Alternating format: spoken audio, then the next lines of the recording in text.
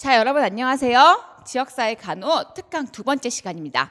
두 번째 시간은요, 우리가 저번 시간에는 지역사회 간호의 간호과정 전까지의 개정된 내용들을 좀 같이 봤다면 이번 시간 이후부터는요, 간호과정 이후부터 끝까지 재난간호까지 여기까지의 변경된 내용들을 좀 같이 살펴볼까 합니다. 내용이 그렇게까지 많진 않으니까 여러분들에게 공부할 시간이 그렇게까지 부담을 드리진 않을 것 같습니다.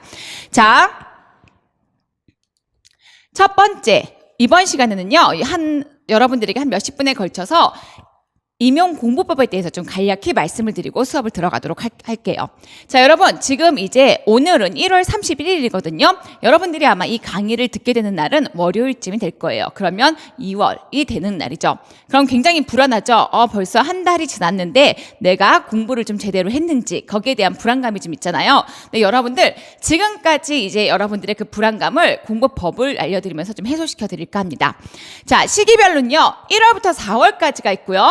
5월부터 6월까지가 있고 7월, 10월, 11월 이렇게 나누게 됩니다. 그리고 한 11월 둘째 주쯤에 이제 우리가 시험을 보게 되겠죠. 그래서 뭐 셋째 주가 될 수도 있고요.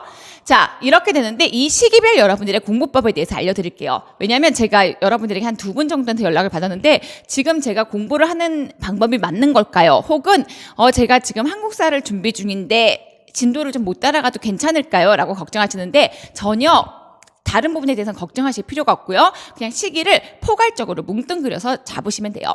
일단 뭐 2월을 시작해도요. 이미 강의는 올라가 있기 때문에 내가 공부 속력만 조금 더 낸다면 따라잡을 수 있는 충분한 여력이 있는 그런 시간이거든요.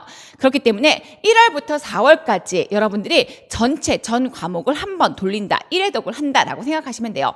그런데 간혹 이제 한국사가 늦어진다라든지 아니면 방황을 좀 하신다. 특히 이제 2차가 잘 안 되신 분들은 몇 개월 더 방황하실 수 있거든요. 근데 그래도 전혀 걱정하지 않으셔도 돼요. 만약에 2차가 잘 안 돼서 방황을 하고 다시 공부를 한 뭐 2월 말 3월부터 시작했다. 혹은 지금 1차가 너무 안타깝게 안 돼서 공부가 너무 안 돼요. 이러신 분들은 1회독을 5월까지 하셔도 괜찮다라고 보입니다. 하지만 내가 초시다. 지금 내가 공부를 시작했는데 어떻게 해야 될지 모르겠다. 이러신 분들은요. 가급적이면 스케줄에 맞춰서 좀 약간 속독을 좀 하는 이런 시기로 1월부터 4월까지를 잡으면 좋아요. 왜냐하면 아무래도 절대적인 공부량, 회독수는 합격에 절대적인 영향을 미치기 때문이에요. 그러면 1월부터 4월까지는 어떻게 공부를 하느냐? 이 표를 보시죠. 기본적으로 우리가 여러분들에게 임용의 합격의 내용을 10까지 알아야 된다면 우리가 드릴 수 있는 여러분들에게 이제 기본적으로 초기에 제공해 드리는 내용은 한 5에서 60% 정도의 분량의 공부량을 드려요. 처음부터 100% 드려봤자 뭐 앞부분에서 방황하다가 돌아오지 못하고 이런 경우가 있기 때문에 한 5, 60% 정도의 공부 분량, 우리가 말하는 우리 책에 나온 내용들, 그다음에 추가 자료들 이런 것들이 한 60%, 합격을 향한 60% 정도의 내용 분량이라고 생각하시면 되거든요. 그리고 여기서 합격에서 한 10에서 20% 정도는 아무리 공부해도 못 푸는 그런 문제가 나와요. 물론 자료는 드릴 수 있어요. 하지만 너무 그런 자료까지 다 드리다 보면 공부량이 굉장히 방대해져서 자료는 받았지만 공부할 그것까지 외울 만한 여력은 없고 그러다 보니 여러분들이 취사 선택을 못해서 자료는 있지만 틀리는 경우 이런 경우도 굉장히 많거든요. 그게 한 20% 분량이라고 보면 되고요. 그다음에 한 나머지 20% 정도는 이제 중기 이후에 이제 자료를 드리게 되는 거고요. 그래서 지금 여러분들에게 지금 가지고 있는 책과 추가 자료 이런 것들은 한 60% 분량의 자료다라고 생각하시면 돼요. 1월부터 4월까지면 이제 전 과목인 거죠. 지역, 모성, 성인, 아동, 정신 이 전 과목에 한 전체 시험 보는 분량의 60% 자료가 여러분들에게 주어지는데 그 자료를 여러분들이 압축해서 요약 정리해서 2회독 들어가기 전까지 머릿속에 넣어놓는 그런 연습을 하셔야 돼요. 그러려면 어떻게 된다? 지금부터 1월부터 4월까지는 압축을 해야 된다. 그러면 압축을 어떻게 하느냐? 다시 한번 이제 말씀을 드릴 거지만, 자, 제일 처음에 여러분들이 하시거든요. 전체 틀을 잡아야 돼요. 이게 바로 기본이에요. 그래서 제가 지역사회부터 시작을 하죠. 지역사회는 7개의 혹은 6가지의 동그라미가 있습니다. 자, 이거에 맞춰서 여러분들이 동그라미 가지고 그 안에서 2회부터 시작해서 체계를 잡고 그 목표를 향해서 건강 증진에 관련된 목표를 향해 나아가고 간호 과정에서 간호 과정의 기본적인 활동과 역학 활동까지 살펴보고 그 다음에 뭐 재난, 사회활동 이런 것들을 포괄적으로 머릿속에 자꾸 전체 틀을 넣으시는 그런 연습을 해야 되는 거예요. 그래서 오늘도 같이 한번 틀을 또 잡아볼 거고요. 이렇게 여러분들이 이제 뭐 지역도 그렇지만 모성은 뭐 지금 모성을 들으시는 분들이 있을 수 있겠지만 모성도 똑같아요. 기본 이해 파트가 있고요. 시기별 파트가 있고요. 그 다음에 그 부위별 질환 파트 이렇게 크게 세 가지로 나뉘거든요. 그래서 모성도 큰 틀을 잡고 그 안에서 자꾸 세부적으로 내용을 들어가는 그런 연습을 해야 되는데 1월부터 4월까지 이 전체 틀이 잡혀서 외워서 머릿속에 들어가 있어야 돼요. 그러면 여러분들은 여지껏 어떻게 공부를 하셨냐면요.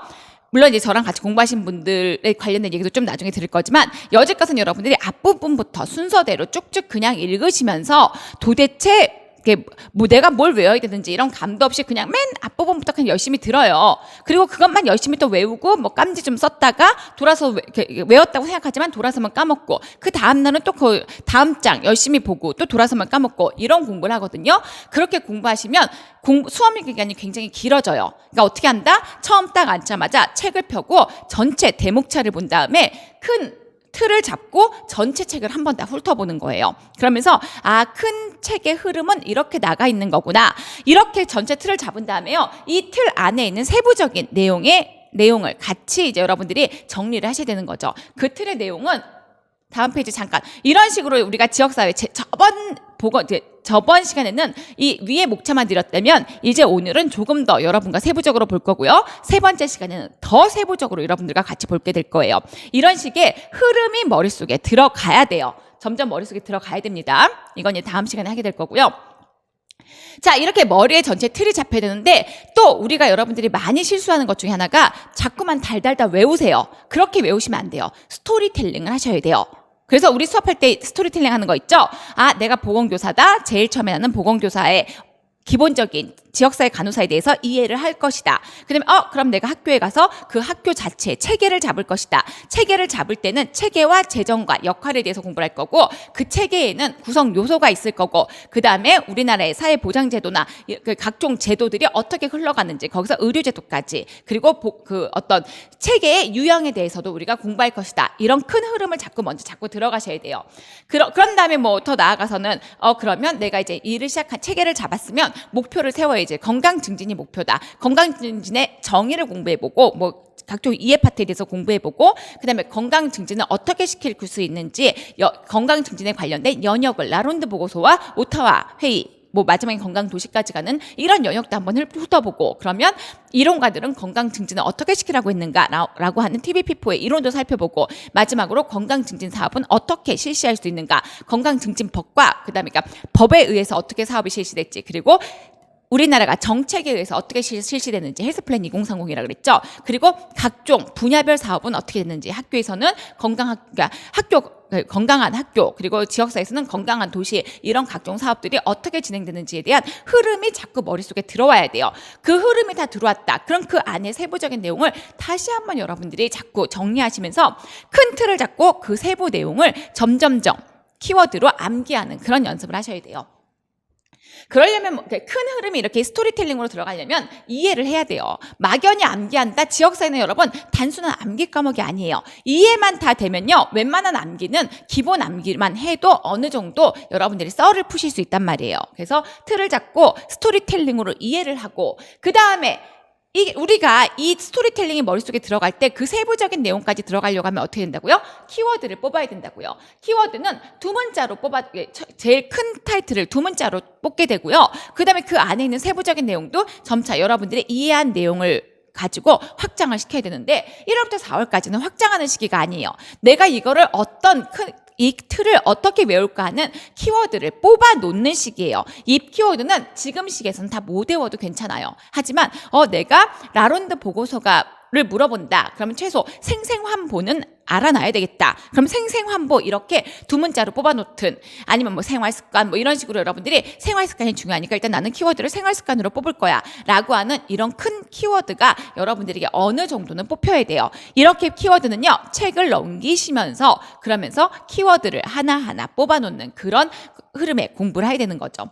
그렇게 하고 과목 순서는요. 지역과 여기서 이제 학보와 보건교육까지 같이 보게 될 거고요. 이게 여러분들이 이제 시기상으로는 1월부터 시작해서 2월 중순까지 들어가면 좋고요. 모성은 한 2주면 돼요. 그렇기 때문에 2월 중순부터 2월 말까지 들어가면 되고요. 성인은 좀 시간이 길어지죠. 3월부터 시작해서 3월 초까지 들어가면 좋고요. 아동과 정신이 이제 4월에 끝나면, 이러면 얼추 우리가 이야기하는 큰 틀이 잡히는 이런 시기라고 보시면 돼요. 그래서 지금 뭐 다 안 외워졌다, 그리고 선생님 쪽지 시험을 못 풀겠어요. 이 쪽지는요, 왜 여러분들에게 드리는 거냐면요, 여지껏 나왔던 객관식, 물론 임용을 일단 제외하고 드렸어요. 왜냐면 임용은 5월, 6월에 기출 정리를 바로 할 거기 때문에 2번 보는 게 좋아요. 그래서 사실 작년에는 쪽지로 기출을 대거 드리고, 그 다음에 5, 6월에는 기타 모든 시험과 임용 기출을 다시 한번 봤는데, 이때 쪽지를 드렸더니 초시생 선생님들은 거의 못 푸시더라고요. 왜냐면 임용 자체는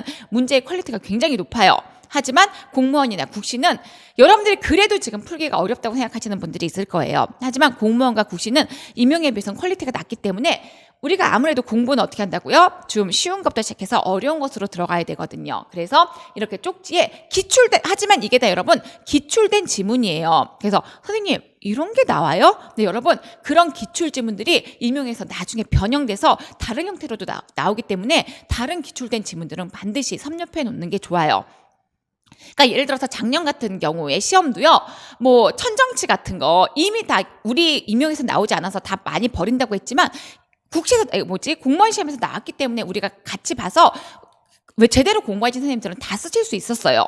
너무나 당연히 쓸 수 있는 정의도 임용에서 안 다뤄졌기 때문에 안 본다? 이거는 어불성설이란 말이에요. 그리고 또 어떤 것들, 급여 같은 것도 이미 국시에서 혹은 공무원에서 기출됐기 때문에 우리 시험에서는 잘 안 나왔어도 공무원에서 봤던 그 느낌을 가지고 임용에서 활용해서 쓰면은 쉽게 쓸 수 있는 그런 내용이기 때문에, 그러니까 눈으로만 봐놨으면 쓸 수 있는 그런 내용이었거든요. 급여 명칭만 다른 데서라도 들어봤으면. 이러기 때문에 타 시험들을 미리 눈으로 봐서 어느 정도 익혀놓는 그런 지문이나, 그리고 어디에서 어느 정도 어떤 것들이 출제되는지 익혀놓는 것들은 굉장히 의미가 있게 돼요. 그래서 다른 강의를 하는 그런 시기에도 국시, 기출 지문들은 꾸준히 쪽지로 나가게 돼 있어요. 그리고 쪽지는 여러분들이 뭐 아무래도 선생님 이거 풀이가 제대로 없어서 궁금해요 라고 하는데, 제가 다시 한번 얘기했지만 쪽지 풀이는 별도의 강의로 여러분들에게 제공되기 때문에 그렇게까지 뭐 풀이에 연연하실 필요 없어요. 지금 그 풀이를 많이 줘봤자 언젠가 여러분들이 그거는 언제 활용하느냐? 5월, 6월에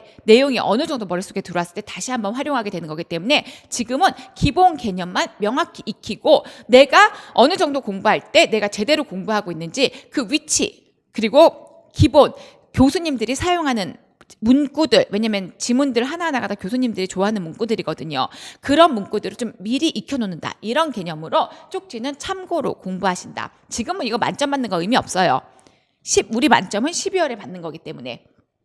그래서 요거는 확인 정도만 한다, 이렇게 생각하시면 1월부터 4월까지 내가 지금 이렇게 공부하고 있어요. 그러면 제대로 가고 있는 거예요. 그런데 간혹 이제 선생님 저는 한 지금 3년, 4년 됐고 선생님 강의를 1, 2년 들었는데 이제 이 부분은 알겠어요. 하지만 제가 왜 시험에 점수가 안 나오는지 모르겠어요 하신 분들이 또 연락을 주신 분이 있어요.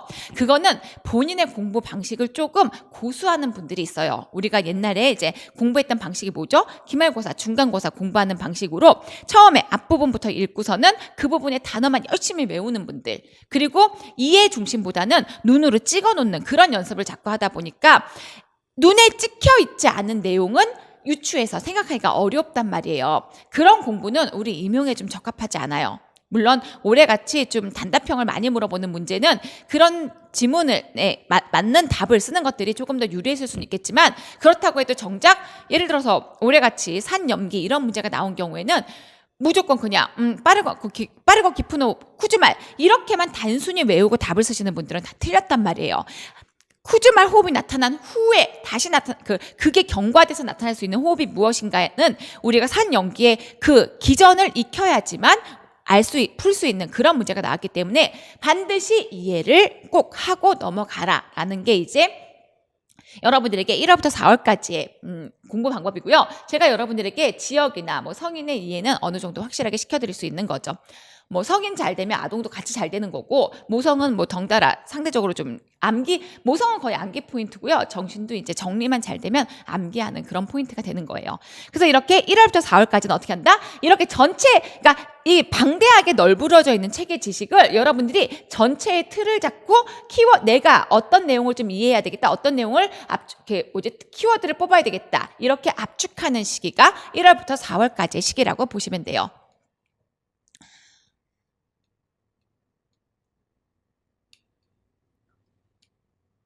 자, 그 다음에는 이제 5월부터 6월까지의 공부 방법에 대해서 알려드리도록 할게요. 간혹 뭐 1월부터 4월까지 공부가 빨리 끝나신 분들은 5월, 6월 공부를 시작하셔도 돼요. 그런데 1월부터 4월까지는 좀 기간을 좀 지키면 좋은 게, 이때 나 공부 어느 정도 됐는데, 그리고 날림으로 공부하시는 분들은 사상 누각이 될 수 있어요. 한 번 더 꼼꼼히 이해하고 넘어가는 연습, 꼼꼼히 공부하는 연습을 좀 이때 다지셔야 돼요. 자, 그래서 반드시 이해 위주로 1월부터 4월까지 공부하셔야 되고요. 이제 5월부터 6월이 됐어요. 이때가 어떻게 보면은 가장 5월이면은 쉬는 날도 많잖아요. 그리고 아직 찬바람이 불지 않았기 때문에 마음이 굉장히 해이해지는 시기예요. 이때 여러분들이 뭘 봐야 된다? 기출을 정리하셔야 돼요. 기출은 여러분 반드시 정리하셔야 돼요. 기출 안 보면 안 돼요 라고 하지만, 기출 자체가 문제의 유형도 파악할 수 있을 뿐만 아니라 기출에서 나온 문제가 변형돼서 재탕돼서 나오기 때문에 반드시 기출은 보고 넘어가셔야 돼요. 그런데 이 기출은 이제 전부 다인 거죠. 공무원도 있고 국시도 있고 임용. 당연히 임용을 중심으로 하는데, 임용에서 안 나온 부분도 다른 부분에 나온 부분들이 다 임용에 다뤄주는 거기 때문에 기출은 많이 볼수록 좋다. 그래서 5월부터 6월까지는 기출 정리를 하시면 되고요. 이제 이때 1회독에서 압축이 끝났으면 2회독 때 5월, 6월 때는 어떻게 해야 되느냐? 보시죠. 확장돼야 되는 시기예요. 공부가. 1월부터 6월까지는 내가 우리가 이 방대하게 널브러져 있는 책을, 이거를 내가 6개나 혹은 7개의 원으로 맞춰놨어. 그리고 안에서 내가 자꾸만 틀을 잡아서 암기하려고 이 틀을 두 문자를 자꾸 뽑아가지고 그 틀을 잡아놨어. 그러면 압축이 된 거죠. 그리고 내가 외울 것들만 몇 개 아직 다 못 외웠지만 좀 뽑아놨어. 압축했죠. 그 다음에는 5월부터 6월까지는 확장시켜요. 이게 더 풀기라는 건 문제를 풀어나가는 게 이게 푸는 게 아니라 이 내용을 풀어나가는 시기예요. 이게 압축해 놓은 거를 이제 쫙 펴는 시기죠. 그런데 어떻게 한다? 이거는 그냥 정리되지 않고 널브러져 있는 지식들을 정리해서 압축했다면, 이 정리되어 있는 내용을 하나하나 디테일하게 풀어버리는 시기, 이때가 바로 5월, 6월이란 말이에요. 5월, 6월에는 어떻게 되냐면 키워드를 확장시켜야 돼요. 그러니까 우리 아까 얘기했던 뭐 예를 들어서 목차 부분만 키워드를 뽑았어요. 자, 우리가 예를 들어서 스와트 분석이, 우리가 간호 과정에 수분 문지기가 있었죠. 그리고 이제 그러면은 우리가 자료를 수집하고 분석하는데, 분석도 시기별 분석이 있었고 스와트 분석이 있었잖아요. 그러면 스와트 분석은 그 공국 다방이야, 뭐 이렇게 하는 거 기억나시나요? 다시 한번 설명드릴 거예요. 자, 공국 다방의 공격적, 국면 전환, 그다음에 다각화, 그다음에는 방어적, 뭐 이런 이 전략들이잖아요. 요것만 정리해가지고 여기 앞에 넣은 게 1월부터 4월까지였다면, 이제 공격적 방어 전략의 세부적인 예시, 국면 전환 공격적 전략에, 그리고 국면 전환 전략의 정의나 세부 예시, 이런 것들을 축 풀어나가서 머릿속에 정리하는 시기, 이런 시기가 바로 5월, 6월의 확장 시기가 되는 거예요. 자, 무슨 말인지 알겠죠? 이때는 정리해서 내 머릿속에 꼭꼭 압축해서 넣는 시기, 지금이 그런 시기에 압축하는 시기. 그리고 5월, 6월은 이 압축한 거를 토대로 해가지고 그 안에 세부적인 내용을 내가 조금 더 확장해서 암기하는 시기, 이런 시기가 되는 거예요. 이렇게 암기하시면요, 이제 어느 정도는 머릿속에서 정리가 된 상태로 내용이 줄줄이 좀 외워지게 돼요. 이럴 때 여러분들이 뭘 하셔야 되냐면요, 나 고득점을 받고 싶다, 나 올인인데 고득점을 받아야지만 불안하지 않겠어요, 제가 불안도가 되게 높아요, 이러신 분들은 드리는 자료 이외에도, 아까 드리는 자료가 5에서 60%라고 했죠. 이때 새로운 자료들도 이제 기출문제 자료들이 많이 나가긴 하지만, 그 이외에도 여러분들이 강론서를 활용하든 아니면 뭐 기타 논문을 활용하든 아니면 타 자료들을, 뭐 옛날 이전 자료들을 활용하든 해서 자료들을 최대한 끌어올 수 있으면 내가 내 능력이 되는 범위 내에서 끌어와서 정리하는 식이에요. 이런 기타 널브러져 있는 자료들을 스스로 정리하면 고득점으로 갈 수 있어요. 이때도 정리해서 이제 내가 외울 수 있게끔 만들어 놓는 거죠. 하지만 이 육아 병행이다. 그러면 이런 방법은 추천하지 않아요. 왜? 자료가 너무 많아지면 오히려 시간은 없는데 자료만 많다? 불안도만 높아지고 정작 외워야 될 거를 못 외워서 점수를 따기가 힘든 그런 상황이 됐어요. 그래서 제가 올해 이제 그 직강생 선생님들 전원 합격 시켰을 때 거의 절반 정도가 이제 상반기부터 같이 하신 분들이었거든요. 그리고 이제 나머지 절반은 하반기에 이제 오신 분들이었는데, 그렇게 상반기에 오신 분들, 그런 분들하고 이제 어느 정도 얘기를 하잖아요. 그럴 때, 이 선생님은 육아를 병행하시는 분들인지, 이 선생님은 이 기간제를 병행하시는 분들인지, 이런 분들을 이제 제가 파악을 하죠. 그래서 이제 수시로 이제 전화 상담을 하거든요. 그렇게 전화 상담을 할 때, 선생님은 육아 병행이고 하루에 스스로 공부할 수 있는 시간을 반드시 확보해 보세요. 그렇게 해서 이 육아 병행이면 5-6시간밖에 공부를 못해요. 이러신 분들이 있단 말이에요. 그러면 최대한 그 선생님이 공부를 확보할 수 있는 시간들을 같이 끌어내보고, 그럼에도 불구하고 공부 확보 시간이 없다. 그러면 이런 자료 추가 정리 방법은 권해드리지 않고 있는 자료를 정확하게 여러 번 반복하는 그런 학습의 방법으로 전략을 세워드리게 돼요. 그러니까 여러분들도 본인을 지피지게 하세요. 나 사실은 나이가 좀 많아요. 그리고 지금 돈도 필요하기 때문에 기간제도 하고 있어요. 그래서 그리고 젊은 사람들처럼 머리가 팽팽 돌아가지 않고 고득점은 받고 싶은데 고득점 받으려고 너무 세부적인 거, 지엽적인 걸 외우려다 보니까 사실 뭐가 중요한지 뭐가 안 중요한지 모르겠어요. 이런 분들이 있어요. 이런 분들은 스스로 알아야 돼요. 스스로 알아서 내 위치를 찾아서, 그러면 불안해하지 마세요. 우리 시험은요, 여러분들이 아시지만 서울만 제외한 나머지 지역들은요 60 몇 점대면 붙어요. 서울은 뭐 68점이었지만 50대 후반 60점대에서 붙는 시험이에요. 다 합쳐서, 교육학과 전공 다 합쳐서. 그러면 실제로 우리 전공은 50점대 중후반만 맞으면 충분히, 중후반이면 솔직히 서울 붙는 그런 점수가 되는 거죠. 후반이면 50점이 여러분 절반이거든요. 주어진 자료 10에서 50%만 맞추면 돼요. 그럼 뭐다? 있는 자료 명확하게 다 보고, 그 다음에 추가 자료 20% 자료까지 해서 명확하게 보는데, 이 중에서 실수를 최대한 하고 내가 아는 거, 쓸 줄 아는 것만 완벽하게 쓴다. 그러면 합격해요.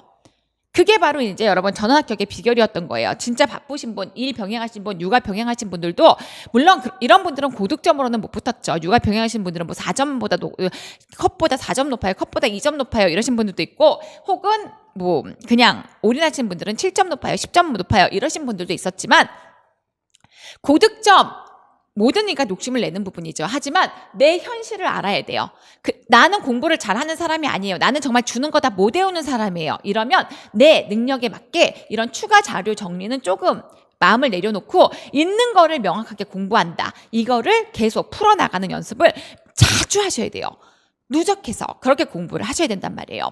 자, 그 다음에는 7월부터 10월에는 그러면 어떻게 공부하느냐. 지금 미리 너무 앞서 나가는 것 같지만 벌써 1월이 갔잖아요. 이렇게 시간이 빨리 가요, 여러분. 2, 3, 4, 5, 6, 5개월밖에 요 시간도 5개월밖에 안 남은 거예요. 그런데 여러분, 어영부영 놀면서 보내면 이 5개월 금방 가요. 공부해 놓은 것도 없는데. 그리고 더 무서운 게 뭔지 아세요? 올해는 작년만큼 그렇게 많이 뽑지 않는다는 거예요. 그리고 올해 선생님들은요, 나름 이제 물론 대거로 붙어 나가실 거기 때문에 실력자들이 많이 빠져나가요. 저는 그걸 굉장히 좋은 징조라고 보는데, 하지만 그 중에서 절반 이상은 떨어져서 돌아와요. 그렇죠. 1.5배수 이상을 뽑았기 때문에 돌아온단 말이에요. 그럼 그래도 이분들 숫자가 너무 많아요. 여러분, 지금 올해 만약 900명 뽑았다? 그러면 1.5배수로 뽑았기 때문에, 그리고 강원도 같은 데는 2배수로 뽑았기 때문에 450명이 돌아와요. 450명이 다 1차 경험이 있는 사람들인데, 1차 경험이 있는 사람들인데, 내년에 많이 뽑아야 400명도 안 뽑을 수도 있단 말이에요. 그러면 지금 우리 같이 초시이거나 아니면 1차 경험이 없는 분들은 그 400명이 어떻게 보면 나의 경쟁자일 수 있어요. 물론 여러분, 경쟁은 옆에 있는 사람이랑 하지 마세요. 모르는 제3자랑 하세요. 왜? 옆에 있는 사람이랑은 같이 공부해야지만 윈윈이 돼요. 정말 15명 다 으쌰으쌰하니까 다 붙는단 말이에요. 중도에 안 오시고 이런 분들은 사실 뭐 여러 이유가 있겠지만 그 으쌰으쌰하는 힘을 잘 못 받는단 말이에요. 그렇기 때문에 끝까지 나가는 게 제일 중요해요. 그리고 바로 옆에 있는 사람은 경쟁자가 아니다. 나에게 치열업 해줄 수 있는 그런 왜냐면 모든 인간들이 다 그런 침체기가 오기 때문에 그때 나에게 힘을 줄 수 있는 바카스 같은 사람이다. 이렇게 생각하시면 돼요. 여러분들이 슬럼프에 빠지고 침체기가 올 땐 가족도 도움이 안 돼요. 오로지 도움은 누구만 된다? 진짜 열심히 하는 옆에 선생님. 그런 사람들만 도움이 돼요. 자, 그렇기 때문에 여러분 지피지기 해라. 그래서 내가 어떤 상태인지 알아서 자료를 추가 정리할지 말지는 여러분들이 취사 선택하시는 거고요. 하지만 이때 반드시 하셔야 되는 것보다 기출을 공부하시면서 뭘 해야 되는 거다? 내가 압축해주는 거를 풀어 나가서 안에 있는 세부적인 내용이 어느 정도는 암기가 돼야 된다. 이게 바로 이제 5월, 6월까지가 돼야 되는 거고요. 7월부터 이제 뭐 해야 된다? 본격적인 암기를 시작하셔야 돼요. 풀었었죠? 이때는 막 이렇게 풀어서 나는 거는 어차피 암기 못해요. 5월, 6월엔. 내가 이걸 어떻게 할 것이다라고, 어느 정도까지 공부할 것이라고 다 풀어놓는 거예요.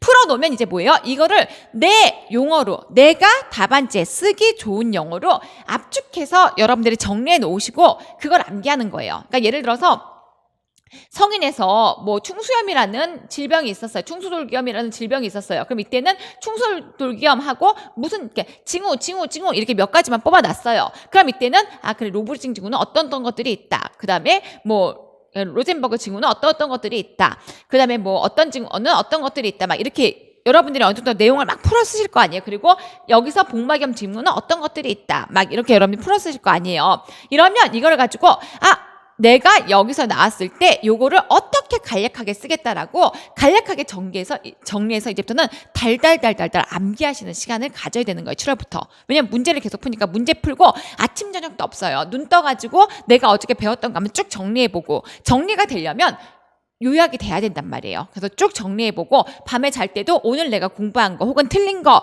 오답 노트 만든 거 이거를 머릿속으로 쭉 정리하고 그리면서 잠이 들고 이러면서 꾸준히 반복 암기를 하는 시기가 7월부터 10월까지의 공부 시기예요. 그러면서 당연히 문제풀이 하셔야죠. 문제는 시중에 여러분 정말 많아요. 여러분들이 문제가 없어서 떨어지는 게 아니에요. 뭐다? 안 풀어서 떨어지는 거예요. 그렇기 때문에 왜 안 풀었겠어요? 이때 1월부터 5월까지 제대로 공부가 안 돼 있기 때문에 문제를 봐도 풀 줄 모르는 거예요. 여러분들에게 절대로 완벽한 답을 요구하지 않아요. 하지만 대충 뭐가 어디에 있다. 그리고 여기서 내가 키워드는 어떤 정도의 키워드가 뽑아놨기 때문에 줄글로는 못 쓰더라도 그 지문이 나왔을 때 키워드와 어느 정도의 설명은 떠올라야 되는 게 바로 7월, 8월까지가 공부가 그렇게 되어 있어야 된단 말이에요. 자, 그래서 하지만 혹자에 따라서는 7월부터 시작해가지고도 붙어요. 근데 이제 올해 공부하신 선생님 중에서 정말 7월부터 시작을 했는데, 아니다. 7월부터 8월, 아무튼 7월부터 시작을 하신 것 같아요. 7월부터 시작했는데 0.5점 요 차이로 떨어진 선생님이 있어요. 그건 정말 아까운 거예요. 근데 그 떨어진 것도 전공은 49점 이렇게 됐는데 교육학이 12점인가 이렇게 해서 떨어졌기 때문에 여러분 7월부터 시작해서 전공은 충분히 올릴 수 있어요. 그런데 뭐다? 교육학. 반드시 무시하면 안 되는 교육학도 반드시 같이 이 1월부터 4월, 5월부터 유학할 때 반드시 기억하세요. 교육학 비중. 이것도 높여야 돼요. 특히 교육학은요, 이렇게 비중이 높았다가 점점점 떨어져야 되는 거거든요. 왜냐면 하반기 때는 전공량에 치여가지고 교육학의 비중을 조금씩밖에 못 준단 말이에요. 하루에 1시간, 2시간 요거밖에 못 주기 때문에 초반에는 교육학, 우리가 키워드 뽑고 이렇게 할 때 교육학도 반드시 제대로 해놔라.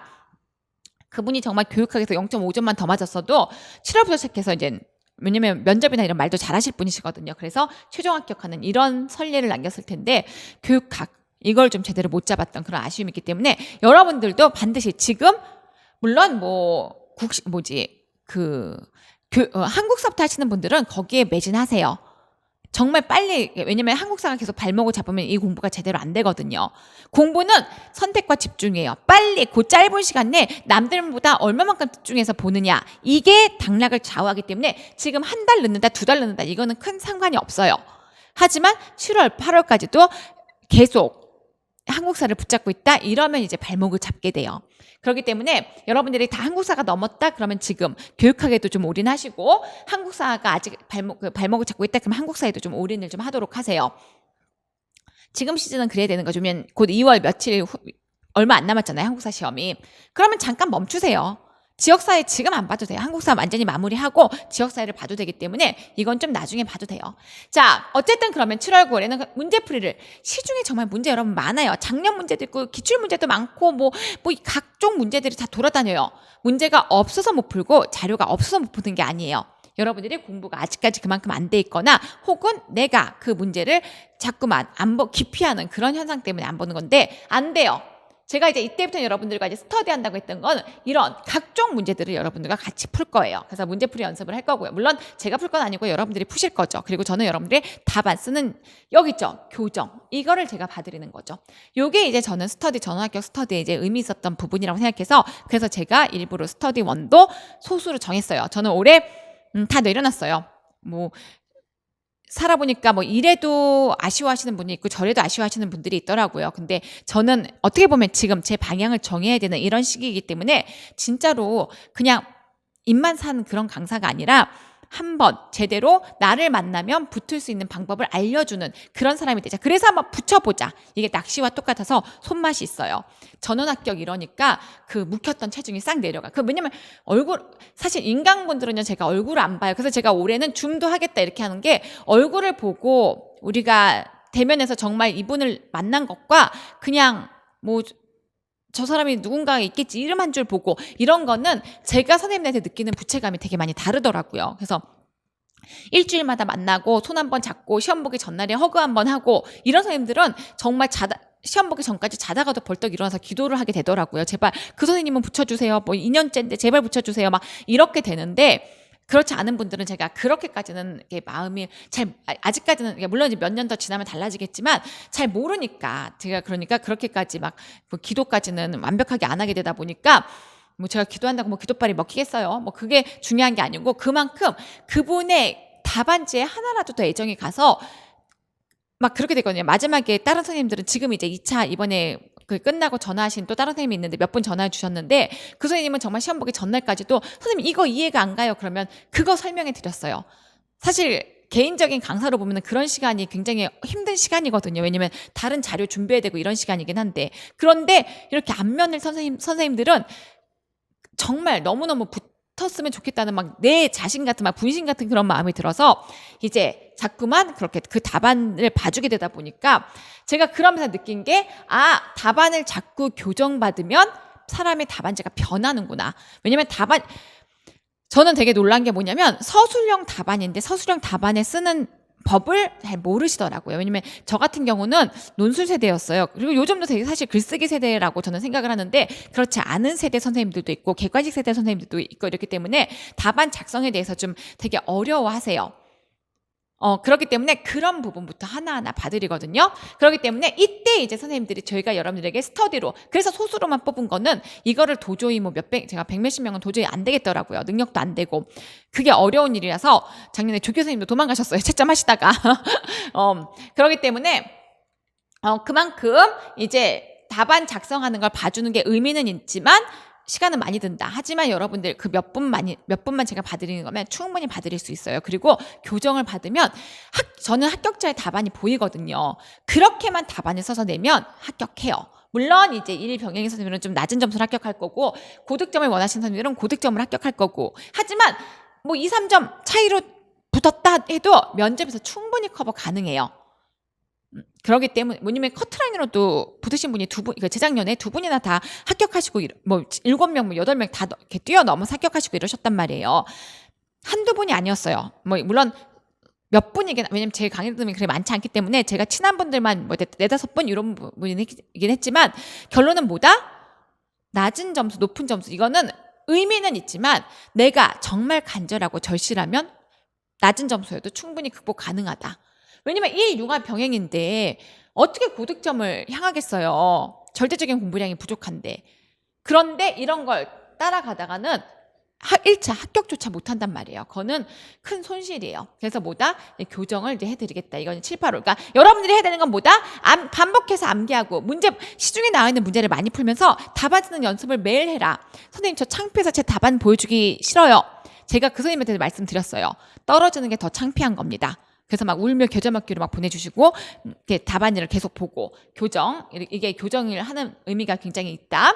그러면서 이때 여러분들이 문제를 풀면서 꼭 하셔야 되는 건 뭐냐면요. 실수를 줄이는 연습을 해야 돼요. 10에 9이 시험장 들어왔다 나오면서 똑같은 무슨 말 하냐면요. 선생님 저 이번에 안 될 것 같아요. 그럼 왜요? 그러면 실수를 너무 많이 했어요. 정말 선생님 여러분들도 주변에 있겠지만 누가 실수를 적게 했느냐 많이 했느냐 이 차이로 당락이 결정돼요. 왜? 합격자들은 거의 실력이 비슷하거든요. 그렇기 때문에 실수를 줄이는 연습을 7월부터 연습하게. 물론 7월부터 7, 8, 9까지는 어려워요. 그냥 왜냐면 아는 거 쓰기도 실수가 뭐고가 아니에요. 내가 아는 것도 없기 때문에 쓰는 것도 어렵지만 실수를 줄이려면 어떻게 되냐? 문제를 꼼꼼히 읽는 거랑 그다음에 답안 작성 시간을 이제 안배하는 방법에서 제가 답안은 어떻게 작성하세요? 뭐 문제 풀고 어떻게 작성하세요? 뭐 어떻게 보세요? 뭐 이런 것들을 좀 알려드려요. 그리고 반드시 검토하는 시간을 갖는 이런 연습을 하셔야 돼요.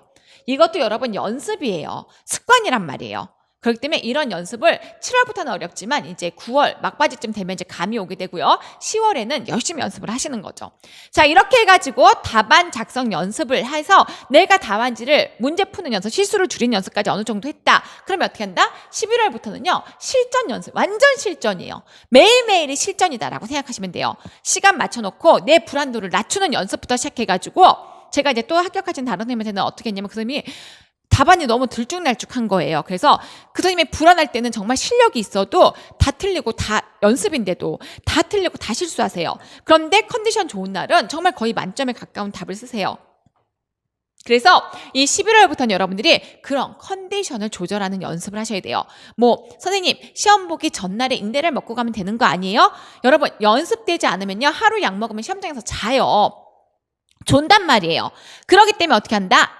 그렇게 하루 전날 뭐 약 먹어서 해결될 거면 뭐 모든 사람들이 다 약을 먹죠. 그것보다는 한 달 정도 혹은 2, 3주 정도 계속 내 몸에 연습을 해놔야 돼요. 그러니까 아침에 그 시험장에 들어가서 9시부터는 반드시 책상에 앉아있는 연습을 하고 그 시간에 교육학을 보면서 머리 굴리는 연습하고 불안할 것 같으면 뭐 향기라도 맡으면서 내가 나 스스로를 낮추는 뭐 따뜻한 물을 마시면서라도 나 스스로의 불안도를 낮추는 연습을 9시부터 시작하고 그 다음에 12시에는 정확히 밥을 먹고 암기할 거 청킹 같은 거 마무리 암기하고 10월부터 이렇게 또 그 오후 시간부터는 전공을 또 열심히 암기하고 이러면서 뭘 해야 되냐면 전체를 돌려야 돼요. 그러려면 이때는 뭐가 나와야 된다? 병풍이 만들어져야 돼요. 그러면 선생님 병풍이 뭔가요? 라고 얘기하면 A4 용지를 막 이렇게 붙여요. 그러니까 합격하신 선생님이 이제 그 한 방법인데 뭐 이게 꼭 중요하다 이건 아니지만 여러분들이 만드는 지금 노트 이런 것도 다 하나의 일종의 병풍인 거예요. 그 선생님은 A4 용지를 다 붙이셨어요. 그래서 이 전체 내용이 한 장에 쫙 들어가게 했단 말이에요. 지역사회 같으면요. 우리 동그라미 7개 있죠? 7장을 만든 거예요. 그래서 앞에는 큰 틀에 대해서 큰 거 쓰고 그다음에 다 여러분 그 내용이 다 들어가는 게 아니에요. 큰 틀이나 내가 이렇게 이거는요 큰 틀만 잡고요 나머지 내용은 다 머릿속에 있어야 돼요. 병풍 첫 장을 열었을 때 목차를 보고 내용이 다 머릿속에 떠올라야 된단 말이에요. 그런데 인간인데 어떻게 다 떠오르겠어요. 그중에 떠오르지 않는 거를 이 뒷장 이 앞장의 뒤에다가 뭐 출력해서 붙이든 내가 한번 써보던 포스트잇으로 붙이든 붙여놓는 거예요. 그리고 계속 떠올리면서 다 외워지면 떼어서 버리는 거죠. 그럼에도 불구하고 끝까지 안 외워지는 것들 이거를 이렇게 한 장의 병풍으로 만들어가서 시험장에 가지고 들어가는 거예요. 제가 선생님들한테 늘 하는 말이 있지만 공부가 이렇게 연습이 안 되신 분들은 시험장에 들어갈 때 캐리어를 끌고 오세요. 캐리어에 뭐가 들어있느냐? 막 강론서, 기본서, 문제집, 그 다음에 뭐 기출문제집, 그 다음에 뭐랄까 모의고사 문제집 막 이게 다 들어왔어요. 여러분 실제로 시험 보기 선생님 시험 간격마다 2시간이 있는데요. 2시간이면 그래도 책 한 권 다 보지 않아요? 라고 하지만 실제로 그렇게 시간 간격이 주어지지 않아요. 시험 끝나면 화장실도 가야 되는데 화장실에서 줄 서는 시간만 2, 30분이에요. 그렇죠? 그럼 30분 홀라당 가요. 그리고 좀 앉아서 2, 30분 책을 보려고 하면은 시험관들이 들어와요. 그러면 한 30분 전부터 책을 빨리 집어넣으라고 해요. 그러면 여러분들은 그 많은 캐리어 들고 가봤자 실제로 그걸 볼 시간은 시험 간격별로 2, 30분밖에 없어요. 그 2, 30분 토탈 합치면 60분도 안 되는 시간에 그 전체 책을 막 다 캐리어책 들고 가서 다 볼 수 있다? 불가능해요. 불가능. 그러니까 어떻게 된다? 그 시간에 볼 수 있는 병풍을 4장, 7장, 그러니까 7개, 4개를 만들어 놓는 거. 지역 하나 들고 가고, 모성 하나 들고 가고, 성인은 사실 병풍 만들기는 어려워요. 하지만 모성, 지역은 만들기가 쉬워요. 그리고 정신도 이제 병풍으로 만들 연습을 할 거예요. 크게 이제 한 6장 만들어가지고, 이렇게 해가지고 성인은 이제 책 한 권 들고 가거나 아니면 내 정리된 이런 나만의 그 오답 노트, 이런 거 가지고 들어가서 10분마다 30분마다 병풍 한 장이면 여러분 20분이면 다 본단 말이에요. 그러니까 쭉 훑어보면서 떠올려야 돼요. 물론 이건 여러분들이 이제 스스로 만드시면 되는데 뭐 어떻게 해요 만들어요 이거는 별로 중요하지 않아요. 여러분들이 왜냐면 모르는 거 다 제각각이기 때문에 그러니까 여러분들의 방식대로 만드시면 되고요. 이 병풍이라는 건 뭐다? 예시이지만 뭐다? 시험장에서 20-30분간 볼 수 있는 그런 자료를 최종적으로 만들 수 있어야 된다라는 거고요. 그러려면 막 요약 정리 이런 거 필요 없어요. 그냥 지금은 정리하시는 거라기보다는 다 머릿속에 넣으세요. 그리고 일정 문제풀이 이 시점부터 내가 이때는 왜냐면 내가 알고 모르고가 이제 어느 정도 확실해지거든요. 문제를 풀면. 그러면 10월부터 10월 11월로 이제 내가 진짜 모르는 것만 정리해 보시는 거예요. 그래서 전체를 돌려야 되고요. 그 다음에 합격하신 선생님들이 다 똑같이 얘기한 것 중에 하나가 있어요. 공부 방법을 알았어요 라고 얘기하면서 자기는 이 방대한 양을 어떻게 정리하는지 몰랐다. 하지만 시험 전날 전과목을 돌릴 수 있으면 합격하는 것 같다라고 얘기하시더라고요. 여러분 이거는 불변의 진리예요. 시험 전날에 지역사회도 다 보고 성인도 다 보고 모성도 다 보고 정신도 다 봤다? 그러면 합격이에요. 그러면 선생님 그냥 눈으로 보면 되는 거 아니에요? 그런데 내가 모르는 부분이 있으면 절대로 그냥 안 넘어가져요. 거기서 막 1시간, 2시간이 넘어가면 하루에 주어진 시간 24시간 중에서 그래도 시험 전날이니까 8시간이나 6시간은 자야 되잖아요. 그리고 밥도 먹잖아요. 그리고 불안하니까 좀 뭐 교육학도 해야 되잖아요. 이러면 실제로 우리에게 공부할 수 있는 주어진 시간은 5-6시간밖에 없어요. 많으면 7시간이란 말이에요. 우리 전공을 위해서 주어지는 시간은 시험 전날에 6시간 동안에 전과목을 다 돌려야 되기 때문에 과목당 1시간 반이에요. 그럼 뭐다? 그러려면 이 책 한 권을 여러분 1시간 만에 다 달달달달 외워가지고 이렇게 다 볼 수 있다는 거는 그만큼 머릿속에 다 들어가야 돼요. 이렇게 압축돼서 들어간 내용이 한번 풀어졌다가 다시 서서히 압축이 돼서 요약이 됐다?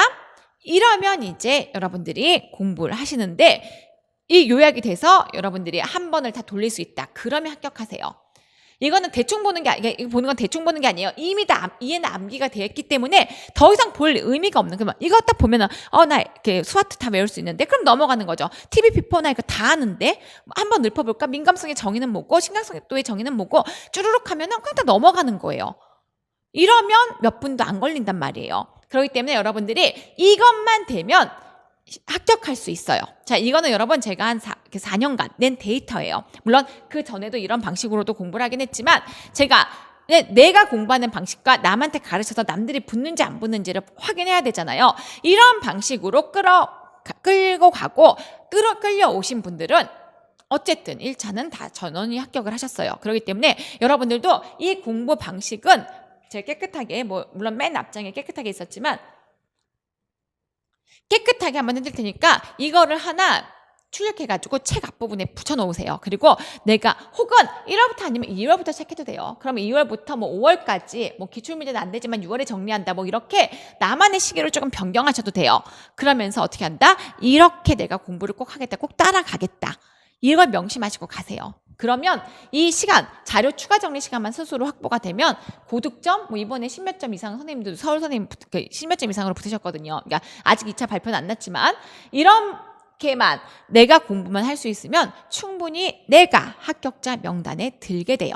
그러니까 여러분 항상 방향을 알고 공부를 하셔야 돼요. 그냥 막연히 앉아서 오늘 공부해야지 스탑워치 켜놓고 책 앞부분 그냥 강의 한 2-3시간 듣고 책 앞부분 쭉 읽고 그 다음에 막 어머머머 그냥 공부한 거 외우고 그냥 공부 끝 이러고 오늘 10시간 공부했네. 이런 공부는요 효과적이긴 해요. 하지만 우리같이 시간이 없는 사람들 좀 나이가 들어서 좀 암기력이 떨어지는 것 같아요. 옛날에는 사진 찍었는데 지금은 그런 능력이 떨어졌어요. 이런 분들에게는 절대로 추천되는 공부법이 아니에요. 우리는 어떻게 된다? 짬 시간 사이사이도 계속 자꾸 떠올리려고 해야 되고 자꾸 떠올리려고 하려면 어떻게 된다? 압축이 되어 있어야지만 뭐가 떠오른단 말이에요. 줄글은요 그 순간만 떠올라요. 한 달 지나면 안 떠올라요. 그렇기 때문에 자꾸 이런 연습을 하셔라. 자, 이게 여러분들에게 어떻게 보면 비법이에요. 1년간 우리 이제 어떻게 보면 여러분 10개월도 안 남았어요. 지금 벌써 2월이잖아요. 시험 11월에 본다고 치면 2월부터 10월까지 9개월 남았고 11개월 몇 주니까 9개월 몇 주 이렇게 남은 거란 말이에요. 아니면 10개월 이렇게 남았기 때문에 여러분들이 시간이 아주 많진 않아요. 그렇죠? 그러려면 효과적으로 공부하는 그런 연습을 하세요. 자, 그러면 잠시 쉬었다가 다음 시간 내용을 들어가도록 할게요.